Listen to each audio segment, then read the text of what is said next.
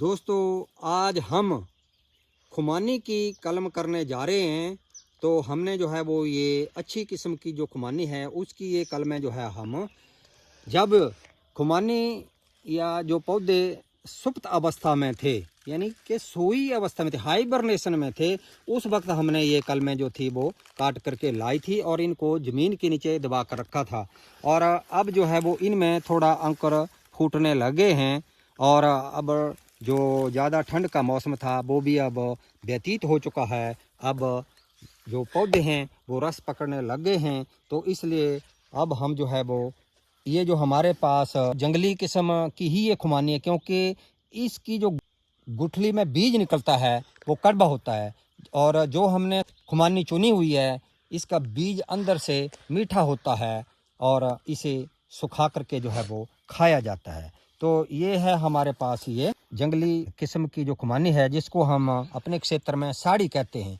तो हम इसे जो है ऊपर से यहाँ से काटेंगे, परंतु मैं इससे पहले आपको यही बताना चाहता हूँ कि ये जो खुमानियाँ हैं ये कई प्रकार की हैं। तो ऊंचे पर्वतीय क्षेत्रों में जिस तरह से कैसा, नगट, सफ़ेदा, चार मगज, शक्करपारा आदि जो हैं वो ये होती हैं, और निचले हमारे जो ये मध्य पर्वतीय क्षेत्र हैं यहाँ पर Newcastle, Earley, Shipley, Harcourt, M आदि जो हैं वो होती है। तो इनमें जो है जिस तरह से चार मगज, सफ़ेदा, शक्करपारा और कैसा, इन क्षेत्रों के लिए जो हमारे ये मध्य पर्वतीय क्षेत्र हैं इनके लिए ये थोड़ा ये भी ठीक है। तो इनकी जो गिरी है वो मीठी होती है। तो 4-6 इंच ऊपर से हम जो है वो इसे यहाँ से काटेंगे और इसे जो है साउथ और नॉर्थ को जो है वो कट लगाएंगे इस तरह से। ये जो हमने ये 4-5 इंच ये कलम ली है, तो अब हम नीचे से लगभग कोई 1-1.5 इंच तक इसे जो है वो दोनों तरफ से इस तरह से जो है वो तेज़ धारदार चाकू से इसको छीलेंगे। तेज़ धारदार चाकू से इसको लास्ट में जो है वो साफ़ कर लेना चाहिए और फिर हमें जो है वो इसको इस तरह से ये जो अंकुर यहाँ है भी तो इसको हमें बाहर की तरफ करना चाहिए।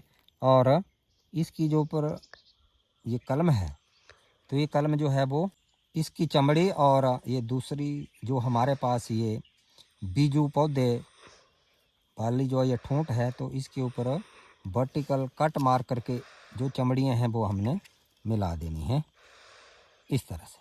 और फिर इस तरह की ये टेप लेकर के इसको जो है वो नीचे 2 लपेटे ज़रूर मार दें कस करके।